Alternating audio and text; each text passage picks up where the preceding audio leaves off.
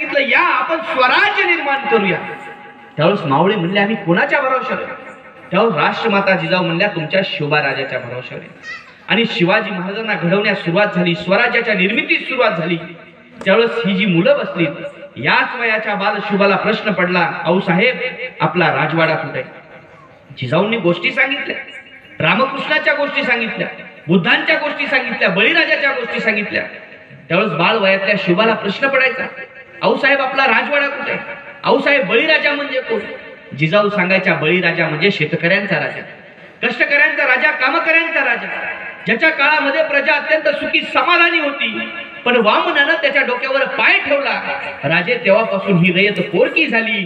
तुमच्या वयाचे बाळ शुभा उठून उभे राहायचे, हाताच्या मुठी आवळायचे आणि म्हणायचे मा साहेब मी होईल तो बळीराजा, मी निर्मिल ते शेतकऱ्यांचं कष्टकऱ्यांचं राज्य। कारण शिवाजी महाराजाला प्रश्न पडत होता।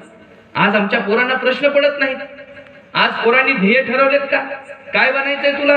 काय स्वप्न आहे तुझं? शाळेत जातो का दररोज? कशाला जातो? खिचडी खाय। मी माग विद्यापीठात व्याख्यानाला गेलो, एक जणाला म्हणलो काय स्वप्न आहे तुझं? मुलीला विचारलं, ती म्हणली सर मला नवरी बनायचंय। म्हणलं नाही स्वप्न बघितलं तरी तू नवरी बनणार आहे। आमच्या समोर ध्येय नाही। बालवयातल्या शुभाला स्वप्न दिलं, राजे तुम्हाला स्वराज्य निर्माण करायचं, रयतेच्या डोक्यावर तुम्हाला सुखाचं छत्र धरावायचं, शेतकऱ्यांचे अश्रू पुसायचे। आणि शिवाजी महाराजांनी स्वराज्य निर्माण केलं। 18 पगड जातीतील 12 बलुतेदार सगळ्या जातीतील धर्मातील सवंगड्यांना सोबत घेतलं आणि महाराजांनी स्वराज्य उभा केलं। आजही आम्हाला शिवाजी महाराजांचा इतिहास मुस्लिमांच्या विरोधात सांगितला जातो। शिवाजी महाराजांनी अफजल खान फाडला, शाहिस्ते खानाची बोटं तोडली, आग्र्याहून सुटका केली, एवढा शिवाजी महाराजांचा इतिहास नाही।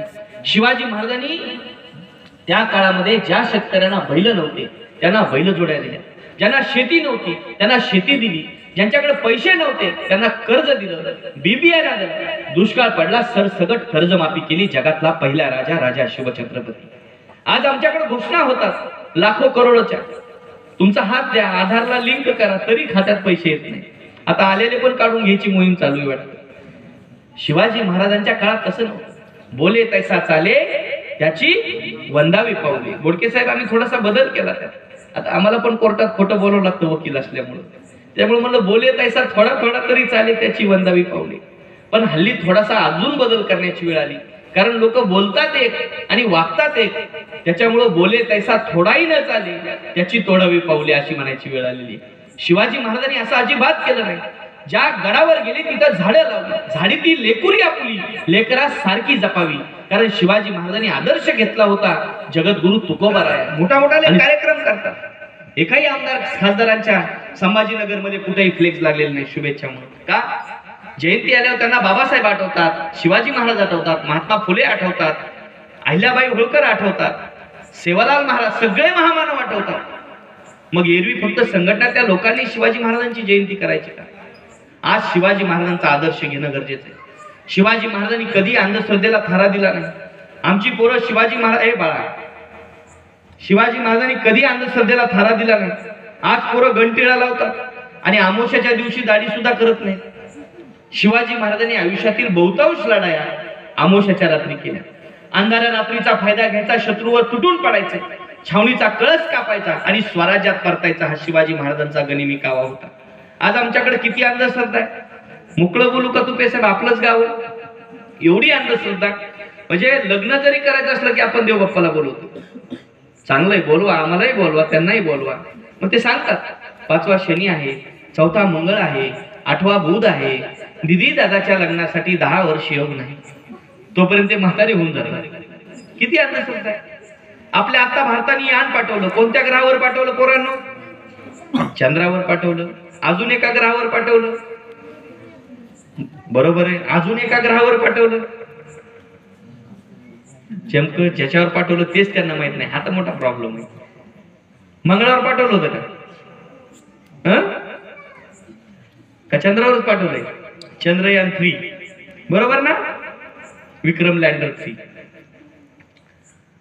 मंगळावर पाठवलं, चंद्रावर पाठवलं। आता मला ते सांगा, आपल्या कुंडलीत येतो मंगळ येतो, चंद्र येतो, शनी येतो, अजून कोणते कोणते ग्रह येतो? तुम्ही अभ्यास करा। मंगळाचा आणि पृथ्वीचा अंतर किती आहे? 64 लाख कोटी किलोमीटर. किती? मला 50 किलोमीटरहून यायला 1.5 तास लागला. आता 64 लाख कोटी किलोमीटर वरून त्या मंगळाला आमच्या दिदीच्या अंदाजाच्या कुंडलीत यायला त्याचं मेंटेनन्स तरी निघत नाही. पण या देशामध्ये गरीबाला स्वर्गाचा आमेश आणि श्रीमंताला नरकाची भीती दाखवून शोषण केलं जातं. जगद्गुरु तुकोबारायांनी 16व्या शतकात सांगितलं, तुका म्हणे नाही मोक्षाचे गातो. आणि शिवाजी महाराजांनी त्यामुळे आयुष्यात कधीच मुहूर्त बघितला नाही. 350 किल्ले जिंकले, काही बांधले, पण एकाही किल्ल्याचा सत्यनारायण केला नाही. आम्ही छोटंसं घर बांधलं, घरावर नाव असतं आई बापूंचा आशीर्वाद, आणि आमचे बापू गोठ्यात असते जनावरांच्या.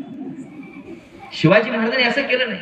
एवढे किल्ले बांधले, एकाही किल्ल्याला नाव नाही. जिजाऊ निवास, शहाजींची कृपा, म्हणून शिवाजी महाराज आदर्श. आणि त्यांचे किल्ले आजही उभे आहेत.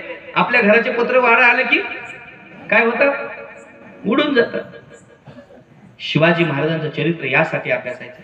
आजही तुमच्या गावात शौचालय दिसायलेत मला.